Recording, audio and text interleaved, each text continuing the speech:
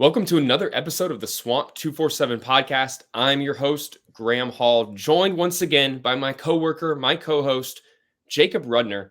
And we are here today to talk about, break down, discuss, whatever you want to call it, a win for the Gators, which it was a pretty, I think, dominant one, you could say, in many aspects for Florida. Never really faced a huge threat from the Commodores, but there is a lot to discuss and break down from the contest, what it means for the Gators, what we saw out of a Vanderbilt team that displayed some unexpected things on offense. And we're just going to get right into that today. Jacob, we'll start with Florida. Offensively, the Gators, I think, got some explosion from the run game. You saw some breakout performances. I think you saw some better blocking along the offensive line in particular that was able to create some of those holes, as well as, allow Graham Mertz to face some pressure throughout the game once again. So a little bit of a mixed bag. We'll dive right into it. Just what did you think about Florida's offensive performance against this Commodores defense that you said coming into this matchup was a bit of a woeful one and would give the Gators a lot of opportunities to be successful? What did you come away with thinking about Florida's offensive performance? Yeah, I think that it was good and it was necessary and it checked a lot of boxes that it needed to check. Do I think that it was overwhelming in any capacity, overwhelmingly positive? No, not really. Do I think that it was negative in any way, really, in any capacity? No, I also don't. This was adequate to me. As we said, if you listen to the podcast, we talked a lot last week, Graham, about just what this Vanderbilt defense brought to the table in terms of its efficacy and its skill. And I had said before that I genuinely believe that group was probably the second worst defense that Florida will face this year, behind only McNeese. I actually think Charlotte has a much better defense that's capable of generating much more push. And so I don't want to assign too much credit. I don't want to go too overboard necessarily in my takeaways from this game. I really do believe that Vanderbilt is as bad as it's been in recent years defensively. This is a team that has struggled to stop significantly worse opponents than Florida. And so we're not going to read too much into this. That being said, on its surface level, just, for what it was worth, a really good game. Graham Mertz completed 83% of his passes. He's completing 80% of his passes on the season. Florida did hit on 6 big play passes, 15 plus yard pass plays, only 2 for more than 20 yards, which I think is an important distinction as we continue to kind of track Florida's explosiveness. You mentioned, Graham, the area that I thought was the most positive for Florida, and that would be its run game. Montrell Johnson looked like old Montrell Johnson of 2022, which was important, especially because the Gators were without Trevor Etienne for this contest. He's dealing with a concussion, should be able to play in Columbia against South Carolina when the Gators go there this week. But solid, 145 rush yards on explosive rushes, which is 10 or more yard rush plays. That is obviously significant. Look, you don't want to assign, again, you don't want to go too overboard with the positives after a contest like that. And I think Billy Napier knows that as well. He has talked now on several occasions just about not getting too caught up in the losses and equally not the wins. And so I think that it's one game.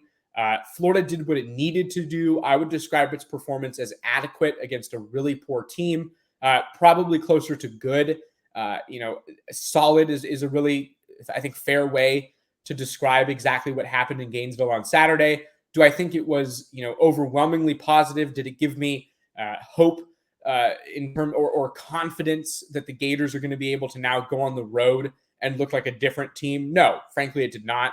And that's not because Florida performed poorly. Again, it's just because I don't want to get too high on a performance against a team that I have been saying since, we started talking about Vanderbilt that is just not very good. So again, adequate, solid, decent, good run game, offensive line, good run blocking, pass protection, questionable. Mertz needs to get rid of the ball a little bit faster. He and Billy Napier said that. Some solid production in the explosive department on the pass side. Only 2 over 20 yards, like I said earlier. Explosive run department, really good. Again, Vanderbilt defense, really bad. So my question now from this contest is what exactly happens with momentum moving forward? What are the Gators able to take from this game and apply in South Carolina? And how will that translate to achieving more success? Florida's 9-2 at home under Billy Napier and 1-7 on the road. Let's see how that gap can be bridged over these next several weeks. And this could be, despite being a home game, a solid jumping off point for the Gators. Yeah, big picture, I definitely see that there are a lot of questions for this Florida team, and we'll definitely talk a lot more about those on Thursday when we preview the Florida at South Carolina matchup.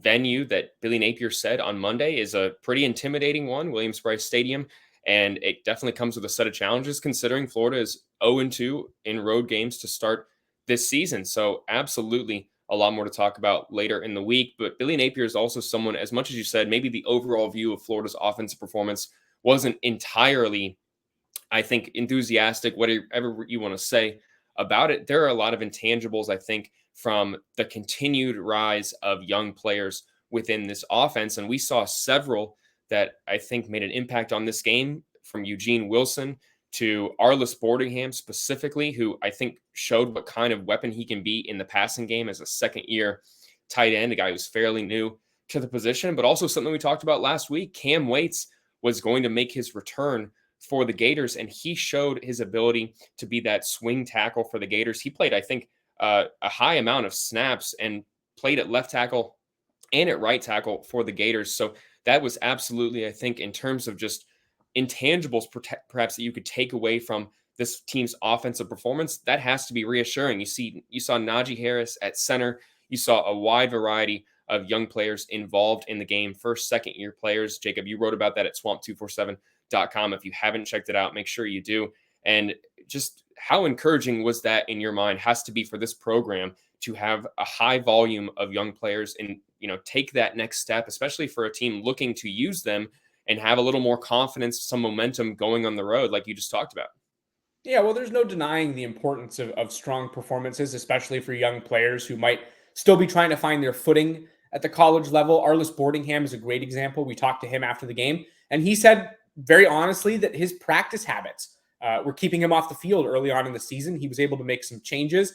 He starts to become a little bit more of a focal point in this Florida offense. And now I would argue that Arlis Boardingham is the most offensively productive tight end at Florida that we've seen since Kyle Pitts. I mean, Florida has not done a good job of incorporating that position into its passing offense in recent years. Last year, it really struggled in that capacity. It relied on Dante Zanders and Keon Zipperer, who's now out with a torn ACL, a whole bunch in the passing game, and the results were middling at best.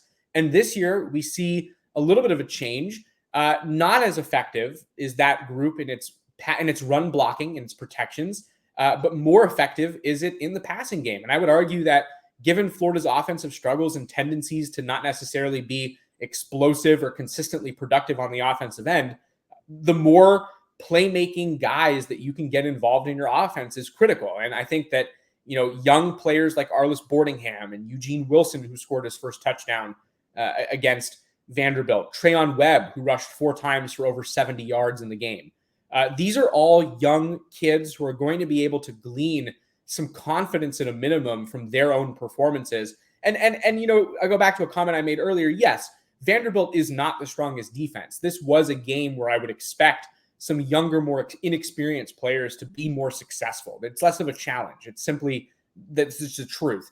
That being said, you're not going to take anything away from the guys who performed really well. And Arlis Boardingham performed really well. Najee Harris got experience along the offensive front. And granted, wasn't necessarily the cleanest performance from him, but that's an opportunity to learn and get better. I mentioned Eugene Wilson. That's somebody who I think benefits a lot. We can go to the defensive side of the ball, which I know we'll talk about more here in a second. But TJ Searcy is somebody who stands out to me. He was Florida's highest graded player, regardless of position, offense or defense in the game. Made a critical stop on a 4th down and forced and recovered a fumble. It's a great game, something that he can learn from and build confidence from. So yes, it is important, of course, that Florida's young players continue to be incorporated in its system, continue to learn the operation and exactly how Billy Napier wants things done, and to be able to execute those things. Those things matter not only for Florida's pursuits within its current season, but as well for seasons beyond it. These are all guys who are going to be back in the fold, barring something unforeseen, for next season, which will not be easy for the Gators, with one of the hardest schedules I've ever seen for any college football team on tap. And so, the more experience and success that you can build up with the guys who you're going to be relying on next year is critically important. And so, yes, are we going to overhype the result? Are we going to read too much into the result? No. But does it matter in a very significant way on an individual level? I think, of course, it does. And Florida should see some benefit from that. I would think immediately. You would hope, if you're Florida, that you go to a place like Columbia, South Carolina, and your younger players are feeling more equipped to be able to deal with a more hostile environment, or to be able to deal with the throws and the changes that come so rapidly on the road, and how things can feel like they're adding up. Like Billy Napier told us, all of this is experience under their belt. Experience is a positive in most cases. And I like I said in my previous response, Graham, I think that I'm curious to see what it turns into, but I'm not quite sure what it's going to look like yet. Yeah, I asked Billy Napier on Monday about how he evaluates first-year players, second-year players who are going to be able to be in these high-usage situations from an early age. Let's call it like that, as underclassmen, especially coming into a team that does have some veterans, does have some third, fourth, fifth-year players that were even brought in by the staff, by the transfer portal. So I do think it is a testament to the high ceiling that a lot of these players have. And I think even though we, are maybe like discussing what it can mean for Florida long term, I think a lot of that does remain to be seen. Of course, how Florida capitalizes on momentum. So I'm a little hesitant to maybe say that the Vanderbilt win is not a huge positive for this offense, because I'm going to have to wait to see how they come out against the Gamecocks. That's just pretty much just where I stand right now, because especially with it leading up to a bye week, you don't want to sit on a loss for 11 days before you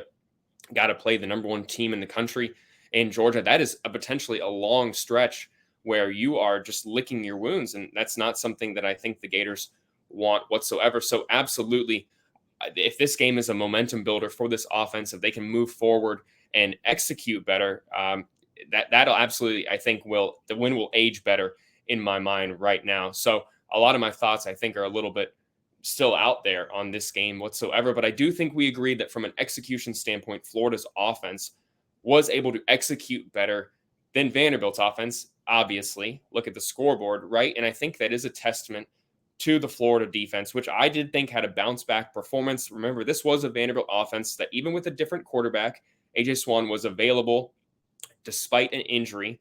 So he could have played technically, but Vanderbilt goes with Ken Seals, and I think you saw less of a potent offense potentially there. And give the Gators some credit. Yeah, they gave up that long play to Will Shepard there, where Jason Marshall Jr., let's call a spade a spade. Billy Napier even said this, that they may have heard that his face mask got tugged. Someone insinuated that maybe he got poked in the eye.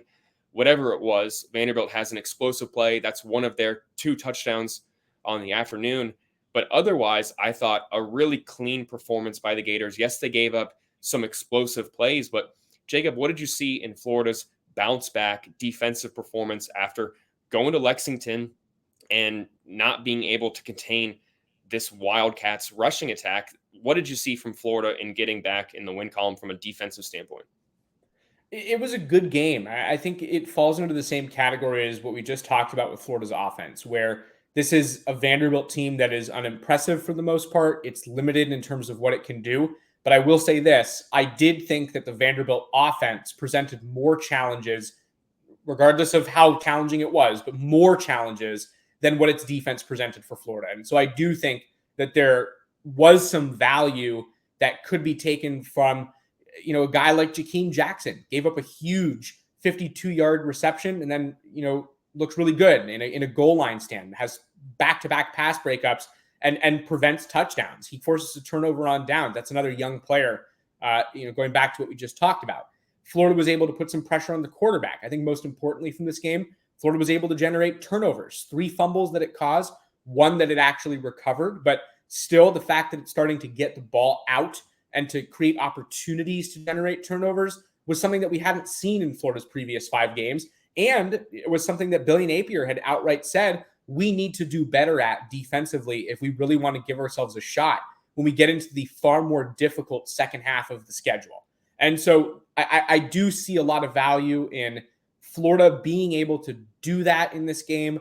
I think that they can kind of learn from the opportunity in terms of when it's best to try and create turnovers and be aggressive versus when it might be best to try and play a little bit more prevent and not be as aggressive.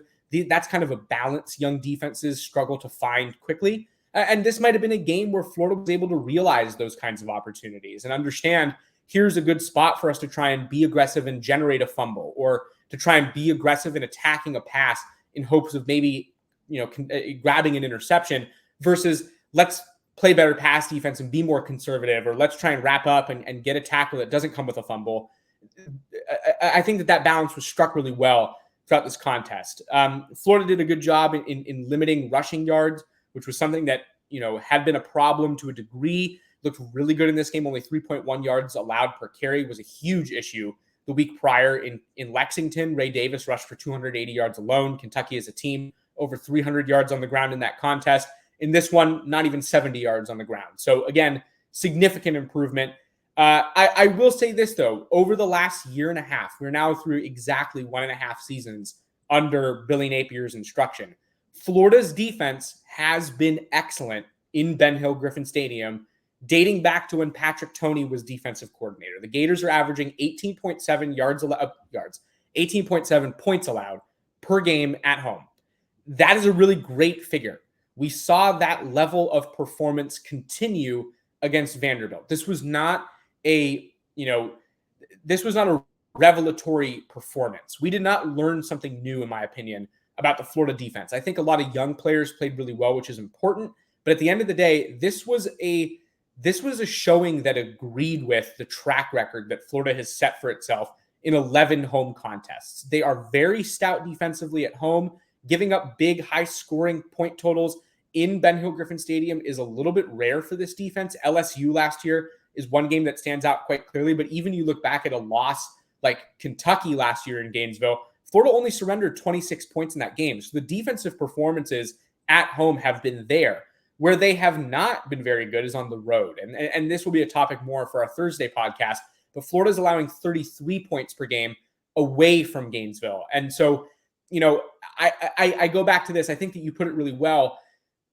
This was a game where I think we won't necessarily understand the benefit until we see more games. How is Florida able to utilize the momentum that it generated offensively and defensively in order to be able to put a cleaner product on the field against teams like South Carolina, or to get through a bye week and to go to Jacksonville and to look competitive against a Georgia team that has held on to the number one spot in the nation for the vast majority of the last now 3 seasons. So, I'm waiting and seeing, honestly, for how much I think these performances will benefit Florida. They looked really good on both sides of the ball. Florida's defense was stout. It allowed, significant passing yards, 219 yards through explosive passes in the contest, but Florida only allowed 14 points. And so the scoreboard to me is the great indicator of your performance, regardless of what it took to get there. And Florida did a good job. But let's all take some caution as we proceed in assigning value to this performance. I think it was valuable on its face in that Florida needed to win. It needed to perform well. Now let's try and understand what exactly it does to impact things moving forward. I think it could be good, but this week will be a huge test and will give us some insight as to how good exactly it was. Yeah, I definitely don't want to be too reactionary for sure, even though we are reacting to the game, what we saw in those 60 minutes. Of course, I think that difficult slate ahead. A lot of people can agree with that. You are facing 3 teams, the Gators are, who are going to be coming off their bye week before playing the Gators. Arkansas, South Carolina, Georgia. That is a daunting slate, and we will know more because, as Billy Napier said, last year's team did not do a good job of capitalizing on momentum. It's something he's looking for from this team. We're certainly going to talk more about this on Thursday and next week after the Gators go to Columbia, South Carolina. So stay tuned to swamp247.com. Subscribe to the podcast, like, comment. We read them. Absolutely. For Graham Hall, this has been Jacob Rudner in the Swamp 247 podcast. We'll see you next time.